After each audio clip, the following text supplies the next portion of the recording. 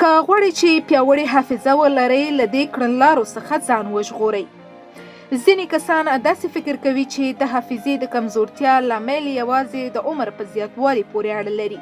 حال دا چې دا ستونزې یوازې په ډېر عمر لرونکو کسانو کې نه لیدل کیږي، بلکې داسې ډېری ځوانان یا خلک شته چې د حافظې له کمزورتیا سره مخ دي او ژر یې هر څه له یاده وځي. دا چې د دې ستونزو لاملونه څه او څه باید وکړو چې په دې ستونزو اخته نه شو او له دې ستونزې څخه وژغورل شو، دلته یې درسره شریکوو. لومړی هم بېخوبي.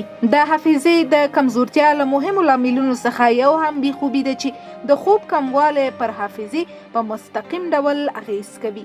دویم هم استرس او اضطراب هم د حافظې د کمزورتیا لامل کیږي.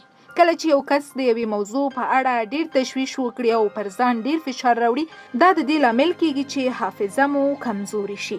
دریم هم د ځینو درملو کارول. د ځینو درملو کارونه هم د دې لامل کیږي چې ستاسو حافظه کمزوري شي او د حافظې له کمزورتیا سره مخ شي. دا هغه درمل دي چې د حافظې پر قدرت اغیز لري او کارونه یې د حافظې د کمزورتیا لامل کیږي. څلورم، ځینې میکروبونه او ویروسونه هم د حافظې د کمزورتیا لامل کیدای شي. توموري او مغزي عفونیتونه هم د دې لامل کیږي چې حافظه کمزوري کړي. همدارنګه پر سر ضربه هم د حافظې د کمزورتیا لامل کیږي. پنځم، د ویټامینونو او خوراکي موادو کموالی. د انسان په وجود کې د ویټامین B12 کموالی د ګنسوالي او حافظې د کمزورتیا لامل کیږي او حتی د عقل د کمزورتیا لامل هم کیدای شي.